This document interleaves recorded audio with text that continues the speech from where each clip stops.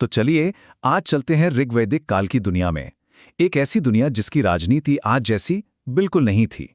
ये कहानी है एक अनकिंगडम की, एक ऐसी अनोखी व्यवस्था की जो हमारी आज की सोच को सही मायनों में चुनौती देगी। अच्छा, एक पल के लिए सोचते हैं। जब भी कोई देश या राज्य का नाम लेता है तो अपने दिमाग में क्या तस्वीर बनती है? शायद बॉर्डर्स, है ना? एक टैक्स का सिस्टम और हाँ, देश को बचाने के लिए एक आर्मी। आमतौर पर यही सब आता है ना मन में। अब जरा सोचिए, क्या कोई समाज बिना इन चीजों के चल सकता है? यकीन करना मुश्किल है, लेकिन लगभग 1500 से 1000 ईसा पूर्व के बीच एक ऐसा ही समाज था और उनकी राजनीतिक व्यवस्था पूरी तरह से अलग सिद्धांतों पर खड़ी थी। देखिए, उनकी दुनिया का जो केंद्र था वो था जन। ये कोई इलाका या जमीन का टुकड़ा नहीं था, बल्कि लोग थे। उनका समुदाय वही उनका राज्य था। और ये बात कितनी अहम थी, इसका अंदाजा इसी से लगाइए कि ऋग्वेद में जन शब्द का जिक्र एक दो बार नहीं, पूरे 275 बार मिलता है। इससे साफ पता चलता है कि ये कंसेप्ट उनके लिए कितना ज्यादा जरूरी था। तो सवाल ये उठता है कि ये जन आखिर था क्या? देखिए, ये एक कबीलाई समुदाय था जो खून के रिश्तों से, अपनी परंपराओं से और एक ही भाषा से बंधा हुआ था। मतलब उनकी पहचान जमीन से नहीं थी, बल्कि एक दूसरे से थी। और जो जमीन थी भी, वो किसी एक की नहीं बल्कि पूरे समुदाय की थी, सबकी साझी। और ये समाज ना इसी तरह से बना था। सबसे छोटी इकाई थी कुल, यानी परिवार। फिर कई परिवार मिलकर बनाते थे एक ग्राम। कई ग्रामों से बनता था एक विश, या कह लीजिए कबीला। और आखिर में कई विश मिलकर बनाते थे सबसे बड़ी राजनीतिक इकाई, जिसे कहते थे जन। और एक और मजेदार बात यह है कि उनके झगड़े जमीन पर कब्जा करने के लिए नहीं होते थे। उनकी लड़ाइयां होती थीं गायों के लिए, चरागाहों के लिए, पानी के स्रोतों पर नियंत्रण के लिए। मतलब उन चीजों के लिए जो उनके जीवन का आधार थीं। तो फिर सवाल आता है कि इस जन को चलाता कौन था? यहीं पर एंट्री होती है राजन की। लेकिन रुकिए, राजन शब्द सुनकर किसी आलीशान सिंहासन पर बैठे राजा की तस्वीर मत बनाइएगा। वो एक नेता था, एक मुखिया, राजा नहीं। यहां फर्क एकदम साफ है। एक तरफ होता है निरंकुश सम्राट, जिसे गद्दी विरासत में मिलती है और जिसके पास होती है बेहिसाब शक्ति।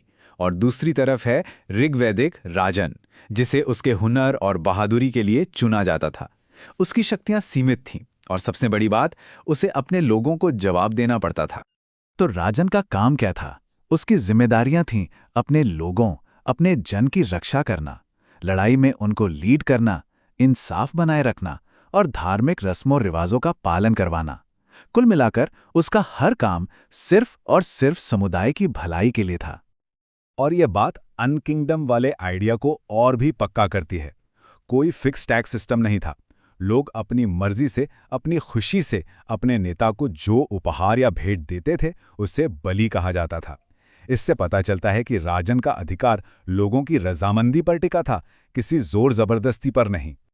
अब इन सारी बातों को एक असली ऐतिहासिक घटना से समझते हैं। दशराग्य युद्ध, यानी 10 राजाओं की लड़ाई। ये इस दौर की राजनीति को एक्शन में देखने का एक जबरदस्त उदाहरण है। ये युद्ध हुआ क्यों था? कारण वही थे जिनकी हमने अभी बात की। चरागाहों और मवेशियों पर कंट्रोल, नदी के संसाधनों पर हक और अपना राजनीतिक दबदबा बनाने की कोशिश। ये कबीलों के बीच की एक सीधी टक्कर थी। तो इस महायुद्ध में 2 खेमे थे। एक तरफ थे भरत जनजाति के राजा सुदास और दूसरी तरफ था 10 ताकतवर जनजातियों का एक गठबंधन, जिसमें पुरु और यदु जैसे बड़े बड़े जन भी शामिल थे। और नतीजा क्या हुआ? परुष्णी नदी, जिसे आज हम रावी नदी के नाम से जानते हैं, उसके किनारे पर राजा सुदास और उनकी भरत जनजाति को एक जबरदस्त जीत मिली। इस जीत ने भरत जन का दबदबा उस इलाके में कायम कर दिया। तो अब तक हमने क्या समझा? ऋग्वैदिक राजनीतिक व्यवस्था कबीलाई थी, शासक की शक्ति सीमित थी और वो जवाबदेह था। एडमिनिस्ट्रेशन अस्थायी था और कोई परमानेंट आर्मी नहीं थी। ये सचमुच एक अनकिंगडम था। और सबसे जरूरी बात यह है कि इसे कोई बिछड़ी या कमजोर व्यवस्था समझने की भूल ना करें। ये कोई आदिम सिस्टम नहीं था, बल्कि ये तो भारत में एक मजबूत राज्य बनने के लंबे सफर का एक बहुत ही जरूरी और बुनियादी पड़ाव था। वो प्राचीन समाज जमीन या संपत्ति पर नहीं, बल्कि लोगों और समुदाय पर टिका था। आज जब हमारी दुनिया इंटरनेट के जरिए एक दूसरे से पहले से कहीं ज्यादा जुड़ी हुई है, तो क्या इस प्राचीन समुदाय पर आधारित राजनीति से कुछ सीखा जा सकता है? ये एक ऐसा सवाल है जिस पर सोचना तो बनता है।